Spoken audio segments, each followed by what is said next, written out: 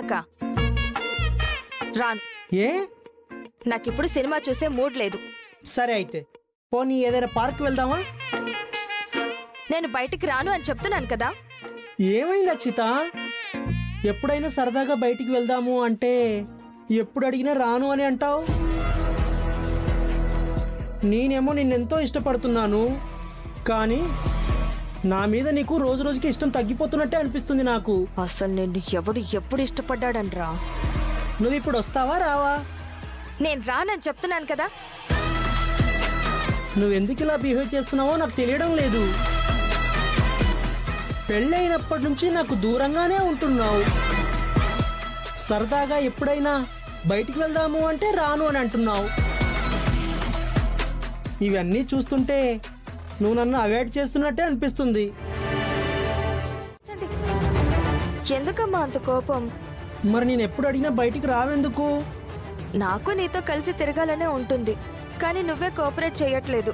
నేను కోఆపరేట్ చేయకపోవడం ఏంటి? నేనే బయటికి వెళ్దామంటున్నాను కదా. అది కాదు చంటి, నేనెలా ఉన్నాను నువ్వెలా ఉన్నావు? నువ్వు ఫిమేలు, నేను మేలు. బా అది కాదు. నేను చూడు స్లిమ్గా ఉన్నాను, నువ్వు చూస్తేనేమో డ్రమ్ములా ఉన్నావు. ఇద్దరం కలిసి ఇలా బయటికి వెళ్తే నిన్ను చూసి అందరూ నవ్వుతారు. నిన్ను చూసి నవ్వితే నేను తట్టుకోలేను తెలుసా. అందుకే రానంటున్నాను. వాళ్ళెవరో నవ్వుతున్నారని ఇప్పుడు నేను సడన్ గా ఎలా తగ్గగలను? తగ్గాలి అన్న ఇంటెన్షన్ నీకుంటే ఖచ్చితంగా తగ్గుతావు. నేను తగ్గిస్తాను కదా. అది నీ భ్రమ. ఆల్రెడీ నేను సన్నబడాలని చెప్పేసి మా మమ్మీ ట్రై చేసింది, చేతులెత్తేసింది. మా అన్నయ్య కూడా ట్రై చేశాడు, చేతులెత్తేశాడు. ఇప్పుడు నువ్వు తయారవుతున్నావా? వాళ్ళు వేరు నేను వేరు. భార్యకున్న బాధ్యత మిగతా వాళ్ళకుంటుందా? అది కాదు అక్షిత. ఏది కాదు. నేను కొన్ని ఎక్సర్సైజులు చేయిస్తాను, ఖచ్చితంగా తగ్గిపోతావు. అప్పుడు ఇద్దరం కలిసి ఎంచక్క సినిమాకి వెళ్ళొచ్చు, షికార్కి వెళ్ళొచ్చు, పార్క్కి వెళ్ళొచ్చు.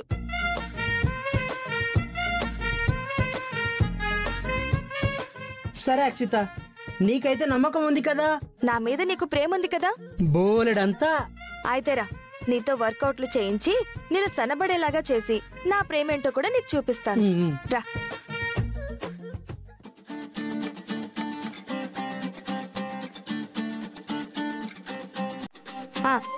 ఇలా పడుకో. ఓ శవాసనమా? అది అయితే ఎంతసేపు అయినా చేస్తా.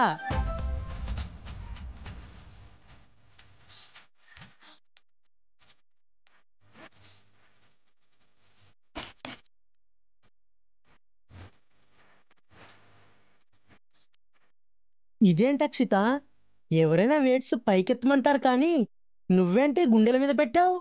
ఇప్పుడు నువ్వు ఈ వెయిట్ ని పట్టుకుని ఉంటావు. కాళ్ళు చాపు.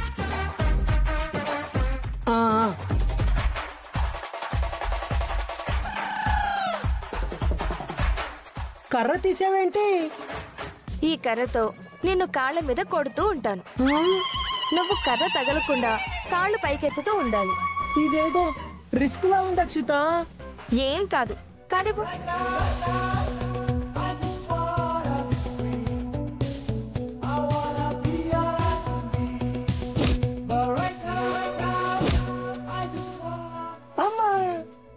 వెరీ గుడ్ చంటి.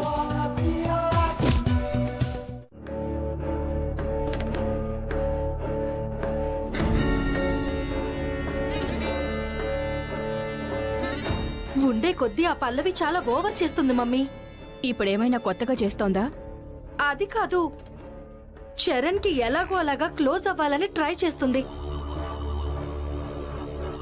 ఇందాక తమ్ముడేమో ఏదో నవ్వుతూ ఉండొచ్చు కదా అని చెప్పాడని చాలా ఓవర్ చేస్తుంది. పల్లవి తల్లకిందులుగా తపస్సు చేసినా చరణ్ కి దగ్గరవడం అన్నది అసాధ్యం. ఎలాగూ నా ప్లాన్ ఇంప్రూవ్మెంట్ చేస్తున్నాను కాబట్టి చరణ్ కి భువనికి పెళ్లి జరిగిపోవడం ఖాయం. ఏంటమ్మా పెళ్ళంటున్నావు? ఎవరికి? నీకేరా.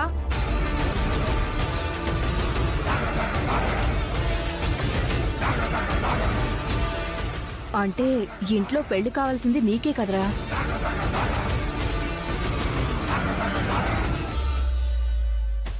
ఏంటి మమ్మీ నువ్వు మ్యూజిక్ ఫీల్డ్ లో ఎదగాలని, అదే నా లైఫ్ అంబిషన్ అని అంటే మొన్నటి వరకు బిజినెస్ చూసుకో అన్నావు, అది అయిపోయింది అనుకుంటే ఇప్పుడు పెళ్ళా? మ్యూజిక్ కాంపిటీషన్ లో విన్ అయ్యారు కదా బావగారు. కాంపిటీషన్ లో విన్ అయితే ఎంట్రీ దొరికినట్టు, నా గోల్ ఫుల్ఫిల్ అయినట్టు కాదు కదా.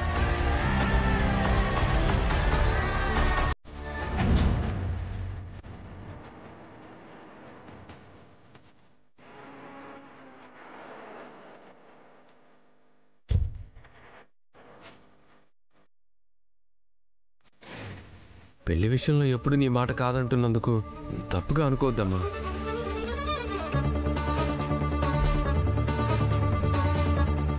మ్యూజిక్ మీద ఉన్న ఇంట్రెస్ట్తోనే కదా నిన్ను నాన్నని అందరినీ వదిలేసి ఇక్కడే నానమ్మ దగ్గర ఉండిపోయింది.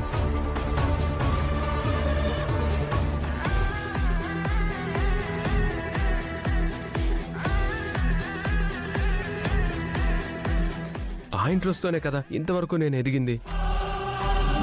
ఒక విధంగా నువ్వు నాకు చాలా సపోర్ట్ చేశావు. ఆ సపోర్ట్ ఇంకొంచెం కాలం అలాగే ఉండని మమ్మీ. కొంతకాలం అంటే ఎంతకాలం అనరా?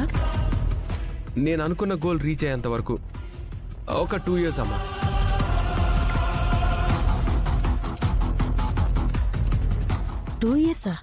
నేనేదో ఒకటి చేసి పల్లవికి వీడికి త్వరగా పెళ్లి చేసేద్దాం అనుకుంటుంటే వీడేంటి ఇలా మాట్లాడుతున్నాడు? Hi aunty.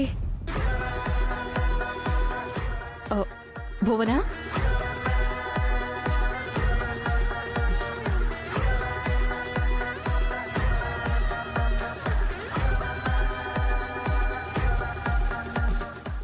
ఎంతసేపు అయింది వచ్చి?